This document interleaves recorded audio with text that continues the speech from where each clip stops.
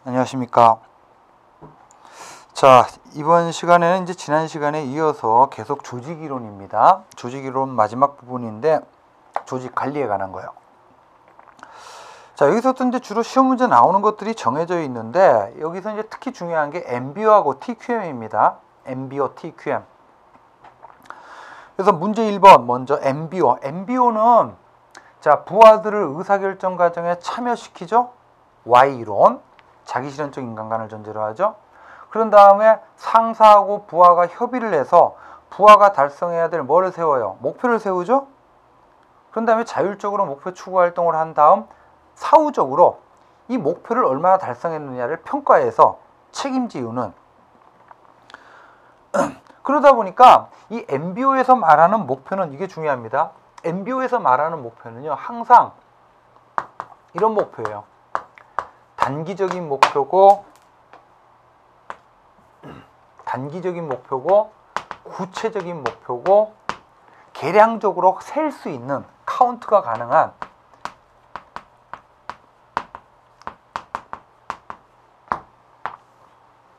이걸 꼭 기억하세요. 단기적, 구체적, 계량적. 단기적의 대칭어 장기적, 구체적의 대칭어 추상적, 계량적의 대칭어 질적, 이런 게 아닙니다. 이런 게 아니라 단기적이고 구체적이고 계량적인 목표 달성. 장기적인 게 아니고 또 구체적인 게 아니고 추상적인 게 아니고 또 계량적인 게 아닌 거 질적인 이런 목표가 아니고 이제 이런 목표라는 점. 자, 그래서 MBO가 성공하기 쉬운 조직은 첫 번째, MBO는 분권화죠. 분권화. Y론을 전제로 하는. 그래서 이제 집권화되고 계층적 질서가 뚜렷한 이런 조직에서는 안 돼요. 그 다음에 이제 성과와 관련 없이 보수를 균등하게 지급하면 안 돼요. 그러니까 성과에 따라서 성과를 평가해서 차등 지급하죠. 그 다음에 이제 4번, 업무 환경이 가변적이고 불확실성이 크면 안 돼요. 왜냐하면 업무 환경이 가변적이고 불확실성이 크면요, 단기적이고 구체적이고 계량적인 목표 설정 자체가 어려워져요. 그래서 이제 맞는 거는 3번만 맞죠. 이제 목표를 계량적으로 측정하기 용이한 경우여야 되죠. 3번 봅시다. MBO.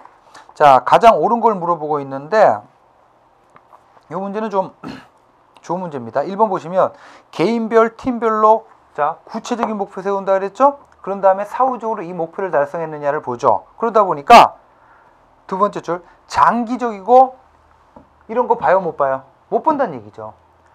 근데 본다 그랬죠. 장기적이고 거시적 관점에서 주로 가시적인 것만 보여주지 비가시적인 건 못 보죠. 그래서 틀리고요. 2번 이제 구체적인 목표는 대부분 사업 자체로 나타나고 목표 달성 이후에 나타나는 기대 효과는 이런 측면이에요. 이런 거 못 본다는 얘기죠. 기대 효과를 평가할 수 없습니다. 그래서 틀리고 4번 보시면 어떤 지방자치단체의 도로교통과에서 외곽순환고속도로를 건설하려고 하는 경우 목표 완료지는 건설된 도로의 길이 10km. 계량적인 목표죠. 10km라고 하는 도로가 건설이 되면 주민들의 교통 편의도가 높아지죠. 이건 어떤 측면이에요? 질적인 측면이죠. 이런 거는 관심을 기울이지 않는답니다. 그래서 이제 MBO와 관련된 거는 이제 가장 맞는 것은 3번만 맞아요. 나머지 것들은 다 1번에 거시적인 거, 또 비가시적인 거 못 보고 기대 효과 못 보고 2번에 4번에 교통 편의성을 중시하지 않습니다. 자, 이렇게 보시고 5번으로 가시면 5번이요. 의사 전달인데요. 조직 내 이제 의사 전달은 이제 공식적인 게 있고 비공식적인 게 있죠. 그래서 1번 보시면 이제 공식적 있다는 거고 그다음에 이제 2번에 대각선적인 의사 전달이 있는데 이게 예를 들어 이런 거죠.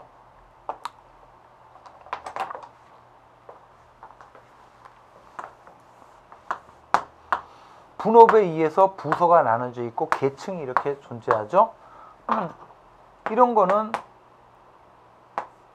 수직적인 의사 전달.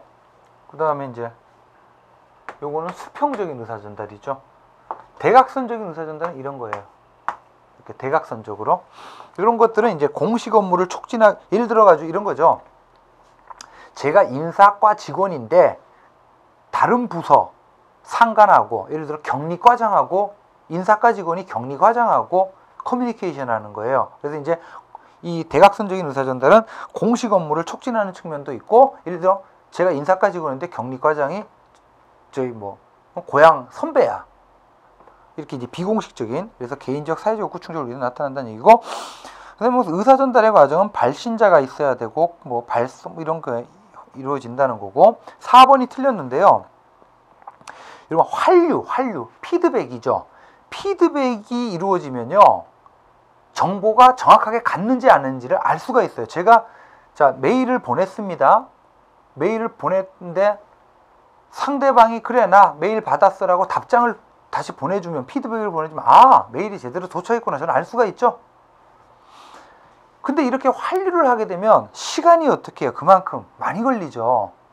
환류하는 시간이. 그래서 의사전달 과정에서 환류를 차단하게 되면 신속성은, 그러니까 환류를 차단한다는 얘기는 환류를 안 한다는 얘기야. 환류를 안 하게 되면 그만큼 이제 의사전달의 신속성은 높아지죠. 그 얘기고요. 자, 7번. 이 포도넝쿨. 이게 이제 그 그레이프 바인. 이게 이제 비공식적 의사전달입니다. 소문, 품문. 그러니까 소문을 영어로 소문을 영어로 그레이프 바인이라 그래요. 소문. 그러니까 이제 직역을 하면 포도넝쿨인데 의역을 하면 소문이에요. 소문. 그래서 이제 비공식 의사전달이 대표적인 예죠. 자, 볼 수 없는 거, 왜곡된 정보를 전달할 수가 있고, 그죠? 잘못된 소문, 뭐 공식적 의사전달의 결함을 보완할 수도 있고, 뭐 관리청 뭐 쭉 보시면 되고, 5번에 보시면 공식적 권위를 유지한, 그러니까 소문이나 풍문이 너무 돌아다니면요, 이 공식적 권위 자체가 붕괴가 돼버리죠. 뭐 유언비어 같은 거 있죠. 유언비어. 자, 이렇게 보시고, 그 다음에 이제 또 중요한 게 리더십 이론입니다. 리더십 이론. 자, 그래서 9번으로 가겠습니다. 리더십 이론은 자질론에서 그 다음 행태론, 그 다음 상황론. 그래서 이제 이 시험 문제는 주로 상황론을 중심으로. 그래서 9번 대표적인 리더십 상황 이론이 피들러죠. 피들러. 그래서 피들러라는 학자는 이제 리더십의 유형을 이제 과업 중심형하고 인간관계 중심형으로 나누고 세 가지 상황 변수를 제시하죠. 리더와 부하의 관계, 지휘에 부여된 권력, 그리고 과업 구조. 이 세 가지 상황 변수가 작용해서 리더에게 상황이 아주 유리하거나 아주 불리할 때는 과업 중심형이, 그리고 이제 상황의 유리성이 중간 정도일 때만 인간관계 중심형 리더십이 효과적이라는 거예요. 2번이 틀렸죠. 상황이 매우 유리할 때는, 아주 유리하거나 아주 불리할 때는 과업 중심형이라고 했습니다. 자, 11번 보시겠습니다. 리더십에 대한 설명으로 옳은 거 물어보고 있죠. 최근에 시험 문제 많이 나오는 게 변혁적 리더십이죠. 이제 변혁적 리더십은 뭐하고 반대적으로 거래적 리더십. 그래서 이제 안정지향의 전통적인 리더십을 거래적 리더십. 반면 변혁적 리더십은 조직 전체적인 변화와 혁신을 가져오는 리더십이죠. 네 가지를 갖춰야 되죠. 카리스마, 영감, 개인적 배려, 지적 자극. 그래서 반면 거래적 리더십은 뭐예요? 합리적 교환 관계에 근거하죠. 그래서 1번은 틀립니다. 그 무엇인가 가치 있는 것을 교환하는 거는 거래적 리더십이에요. 전통적인 리더십. 2번도 틀리죠. 거래적 리더십은 이제 새로운 사고를 새로운 관념을 촉발시키는 이 영감. 이 새로운 관념을 촉발시키는 거는 변혁적 리더십의 한 요소인 인스퍼레이션, 영감입니다. 그 4번의 서번트 리더십은 이제 상사가 부하를 상전으로 떠받드는 거예요. 그러니까 리더가 서번트가 되는 거야. 그래서 과업을 구조하고 명확하는 이런 게 아니죠. 3번만 맞습니다. 카리스마적 리더십은 개인이 특출난 능력과 자질을 갖고 있어서 부하들이 자꾸 리더와의 이걸 이제 이루어내는. 그래서 11번은 3번만 맞습니다. 자, 13번. 토마스. 이것도 이따가 시험 문제 나오는데, 토마스의 이제 2차원 모형이라고 해서요. 이 토마스가 이런 교과서에 다 있어요. 이제 갈등을 해결하는 과정에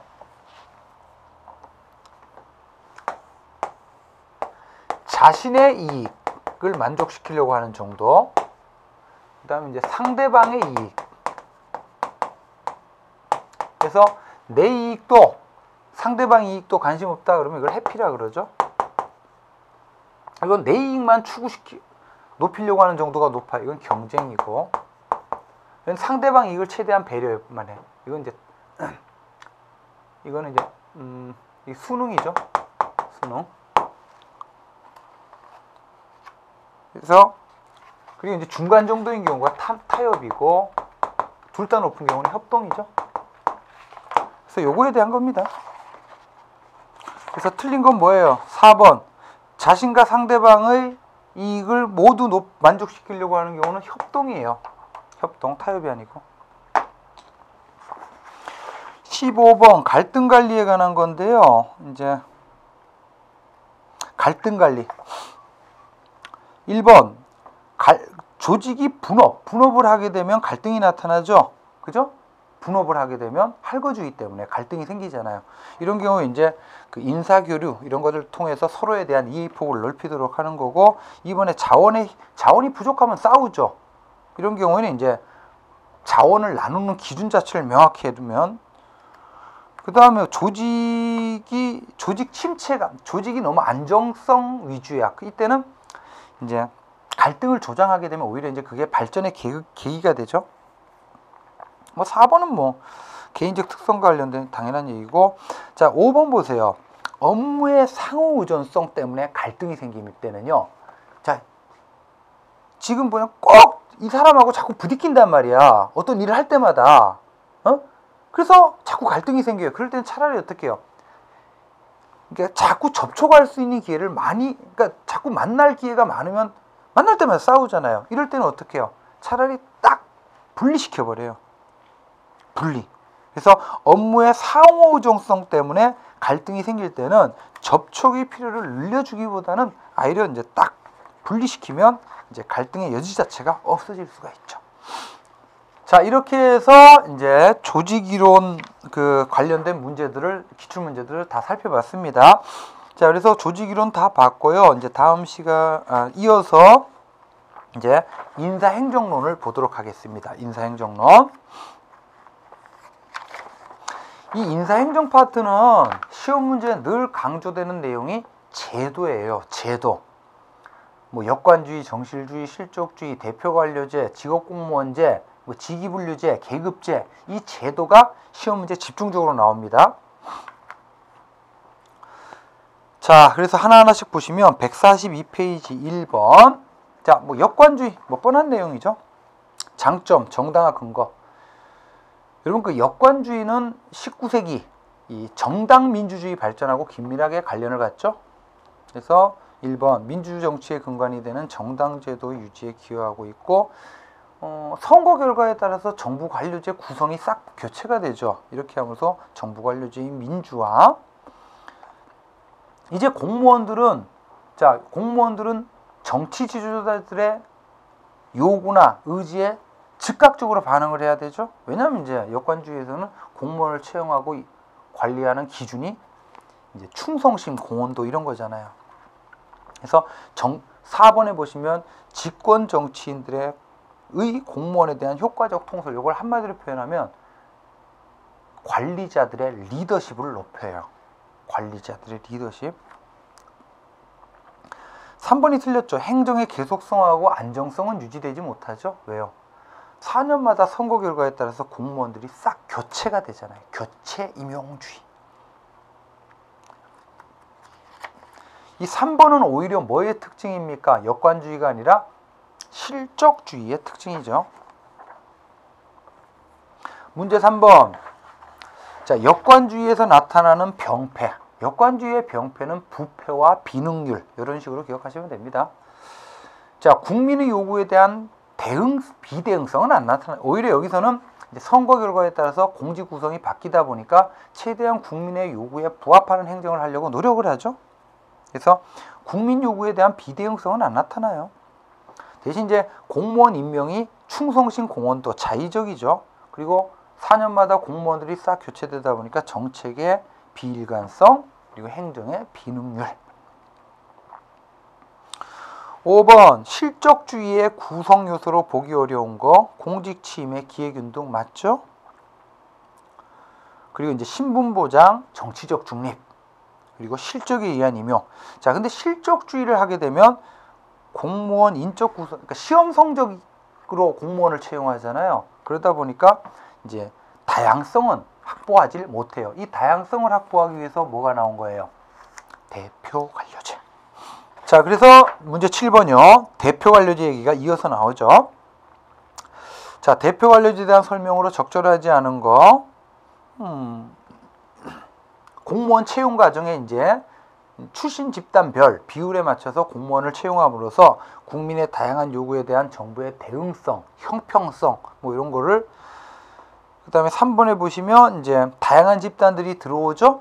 흑인, 예를 들어 전체 인구의 30%가 흑인이다. 그러면 공무원 채용할 때 30%는 흑인 출신 공무원으로 채용을 해요.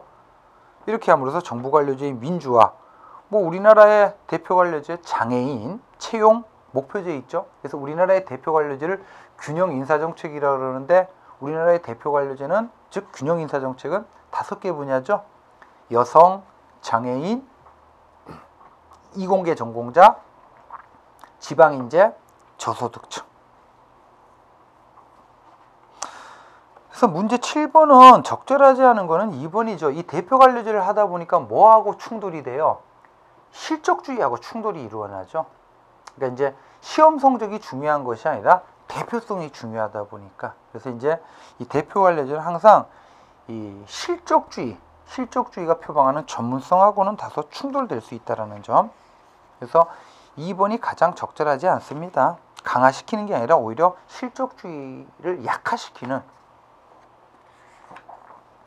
문제 9번 대표 관료제에 대한 설명을 옳지 않은 거요. 뭐 했던 거죠. 대응성 향상시키고 또 책임성, 민주성 같은. 그리고 이제 3번 이 대표 관료제는요. 출신 성분하고 인간 행동 간에는 밀접한 관련성이 있음을 전제하죠. 전제. 이게 바로 달리 표현하면 소극적 대표가 적극적 대표를 가져온다는 거죠. 소극적 대표가 적극적 대표를 가져온다. 하지만 현실적으로 어때요? 소극적 대표가 적극적 대표를 보장하지 못할 수가 있죠. 그러나 대표 관료제 2로는 이거를 전제한단 말이야. 4번이 틀렸는데요. 이제 기회균등을 얘는 실질적으로 보장하는 거죠. 실질적으로. 그래서 역평등을 구현하기 위한 제도예요. 그러다 보니까 어떤 문제가 생겨요? 역차별의 문제가 생길 수가 있죠. 역차별의 문제가. 그래서 지금까지 이제 기득권자였던 백인 또는 이 남성이 오히려 불리한 처우를 받는 역차별의 문제가 발생할 수가 있다는 얘기입니다. 자, 11번. 여기서부터는 이제 적극적 인사행정 얘기인데요. 적극적 인사행정. 이 적극적 인사행정은 실적주의를 부정하자는 게 아니죠. 실적주의를 원칙으로 하되 실적주의를 했을 때 나타나는 비융통성, 지나친 집권성, 비인간성, 소극성 이런 문제를 극복하기 위해서 실적주의가 버리려고 했던 역관제도 받아들이고 인간관계론적인 요소도 받아들이자. 그래서 이제 실적주의를 적극적으로 이해하자는 거예요. 그래서 모집 방법의 다양화, 공개경쟁 채용만을 강조하는 건 실적주의죠. 근데 특별 채용이라든지 이렇게 다양한 인사권에 집권하는 실적주의죠. 근데 이제 적극적 인사행정은 각 부처로 인사권을 부여하자. 그 다음에 이제 4번에 이제 역관주의도 부분적으로 허용하자는 거죠. 그리고 이제 5번에 실적주의의 비융통성도 보완하고, 이 3번이요 틀렸는데 정년보장, 정년토록 정년까지 공무원의 신분을 보장해주면 이 공무원들이 어때요? 무사한 일에 빠지죠? 오히려 서국화돼요. 자, 13번부터는 지역공무원제 얘기입니다. 지역공무원제. 이 지역공무원제라는 개념은 뭐하고 반대적으로 이해해야 돼요? 미국식 인사제도하고. 그래서 지역공무원제는 필수적으로 4가지. 계급제, 폐쇄형, 제너럴리스트, 종신직제도. 반면 미국식 인사제도는 계급제가 아니라 직위분류제, 그 다음에 폐쇄형이 아니라 개방형, 그 다음에 여기서는 스페셜리스트를 양성하죠. 이 둘이 대비시켜야 돼요. 그래서 이제 지역공무원제라는 것 자체가 이제 어린 시절에 공직에 들어가서 한 사람의 전생애를 공직에 바치도록 공직을 통한 보람과 만족을 느끼도록 사회적 평가가 높아야 되겠죠. 그 다음에 이제 장기적으로 3번이 틀렸는데요. 한 사람의 전생애를 지금 젊은 나이에 20살에 공직에 들어가서 한 사람의 전생애를 공직에 바치도록 하는 거예요. 그래서 이제 엄밀한 의미로 지역공무원제를 보면 젊은 인재를 채용하기 위해서 연령 제한을 해요. 연령 제한을. 우리도 얼마 전까지 연령 제한 하다가 없어졌죠.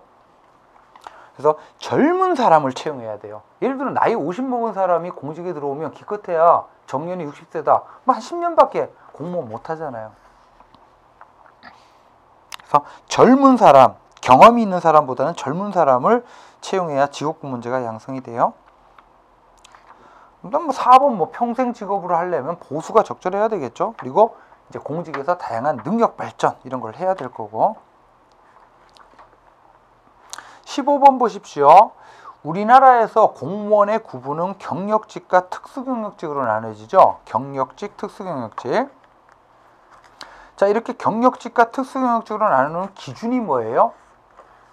기준이 바로 실적주의와 지역공무원제가 전면적으로 적용되는 공무원들은 경력직이고 그렇지 않은 공무원들은 특수경력직이죠. 그래서 15번은 답이 4번이에요. 자, 17번부터는 직위분류제, 계급제 얘기인데 시험 문제 많이 나오죠. 직위분류제는 자, 권한과 책임이 분명하죠.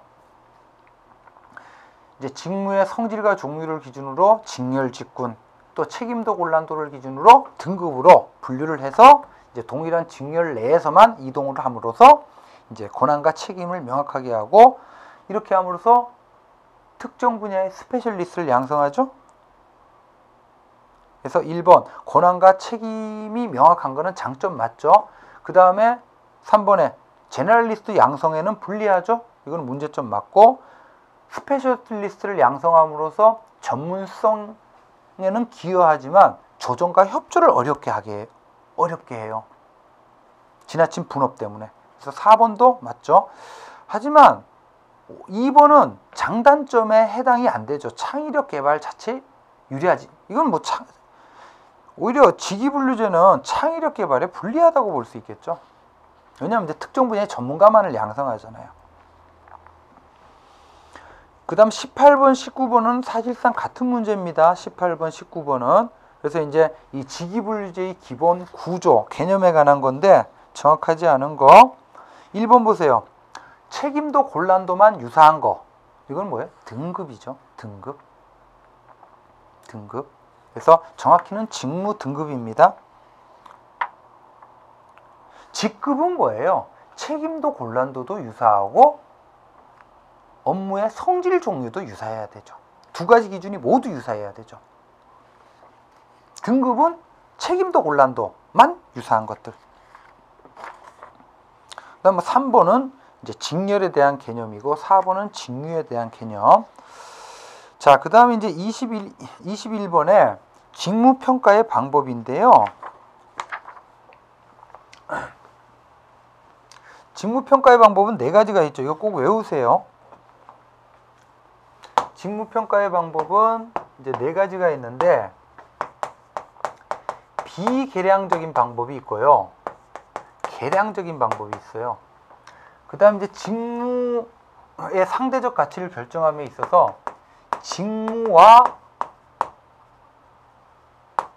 직무를 비교하느냐 아니면 사전에 기준표가 마련되어 있고 이 마련된 기준표와 직무를 비교하느냐. 그래서 이제 여기 1번에 속하는 게 서열법이죠. 2번에 속하는 게 등급법이에요. 그래서 이제 등급법은 기준표가 마련되어 있는데 이 기준표가 무슨 기준표냐면 비계량적인 방법이다 보니까 등급 기준표예요. 그래서 등급 기준표를 마련해 놓고 이제 이 직무가 이 등급상에 어디에 속하는지를, 그 다음에 이제 3번에 속하는 게 뭐예요? 이게 점수법이죠. 점수법도 기준표가 마련되어 있는데 얘는 계량적인 거죠. 그래서 이제 여기는 직무평가 기준표예요. 이걸 마련해 놓고 이제 직무를 비교하죠. 그 다음에 여기는 이제 요소 비교법이죠. 이 표는 꼭 외우세요. 그래서 21번 보시면 그 박스 안에 기억은 등급 기준표, 지금 등급 기준표라고 되어 있죠? 등급 기준표를 미리 정해 놓고 이제 이 직무가 각각의 어느 등급에 해당되느냐. 그러니까 기억에는 당연히 뭐겠어요? 등급법. 등급법이 없네요. 등급법을 뭐라고도 합니까? 분류법이라고도 해요. 결정해 나간다. 그 다음에 두 번째 줄, 미리 정한 등급 기준이 있다는 점에서 뭐하고는 구분이 돼요? 서열법하고는 구분이 되지만 양자는 둘 다 비계량적이라는 방법이죠. 수량적 분석이 아닌 개괄적 판단에 의한다. 이게 비계량적이라는 뜻이에요. 그래서 기억은 분류법이고 니은은 서열법입니다.